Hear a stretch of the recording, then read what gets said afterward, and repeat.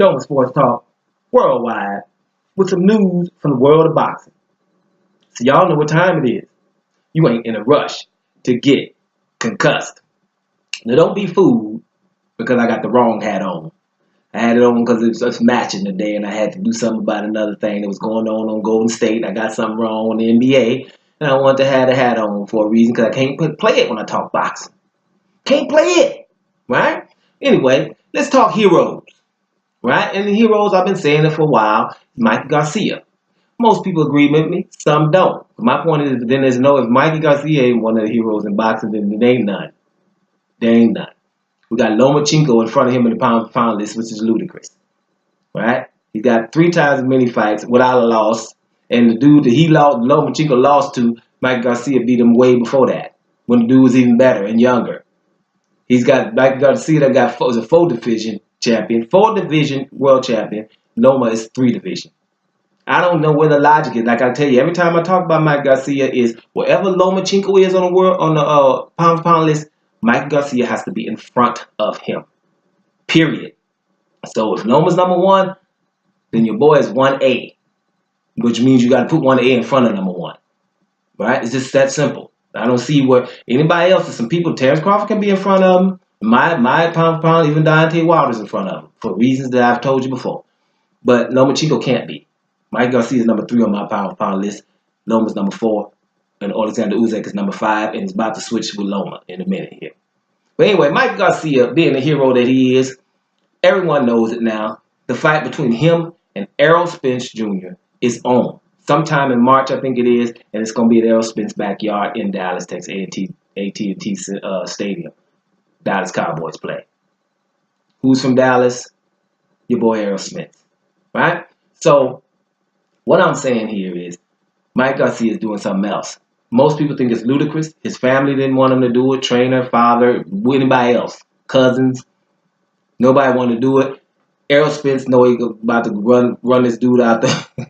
About to beat him up. Gonna hurt him. Errol Spence thinks so. Anyway, everybody thinks so. Right? Everybody thinks so.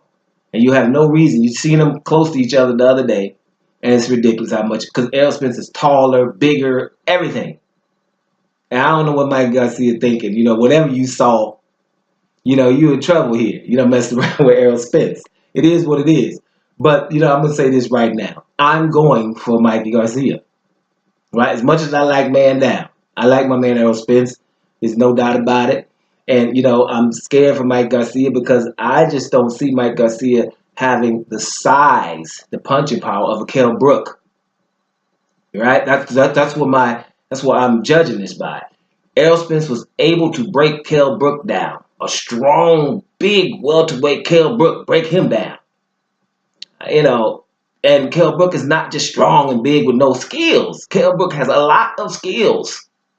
Right? You saw them skills in the first 5 rounds against Golovkin. Have Golovkin all up off the canvas, pushing them up, uppercuts, making Golovkin, almost looked like George Foreman uppercut against Joe Frazier almost. But Golovkin was the bigger man. He won that fight. If they were the same size, Golovkin would have got his butt whooped from Kell Brook.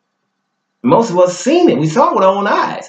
Now, man down took him out, broke him down, wasn't winning all the rounds. Ain't like he was beating up Kell Brook. It was an even fight, but he broke him down. Now, little old bitty old Mikey Garcia got a problem here. So when, I'm indifferent, what I tell you guys, if I'm indifferent, I go for the underdog. And I'm indifferent here. I like them both. I like both of these guys. I'm indifferent. The smaller guy, I'm going for him. And most of the times I do. Shoot, going way back to Sugar Ray Leonard, going up there messing with Marvin Hagler. Shoot, man, I was going for Sugar Ray Leonard. But Sugar Ray Leonard was at least able to move and, stick and move and move. I'm going to say move about 3 times. Move. Sugar Ray Leonard was able to get up out of there. Let me get up out of here before Marvin Hagler knocked my head off. Mike Garcia don't have those kind of defensive skills. It's different in terms of movement. He has defensive skills, don't get me wrong, but, he ain't, the best mover in the world, which he's going to better be in this fight. He better do like Rocky 3, hire Apollo Creed and get on the beach and get this rhythm going. It's something, because this is going to be interesting to see how he's going to do this. Now, not only did I go for Sugar Ray Leonard, I go for a lot of people that's smaller. Shoot, my boy Taz, Yamo Rigondeaux, having to come up 2 weight divisions. right? 2 weight divisions to fight Lomachenko. Nobody asked Lomachenko to go down and meet him at 126 so they can be, comparable in size. No, everybody going for the big guy, right? And we know why. That's BTBG. That's what that is.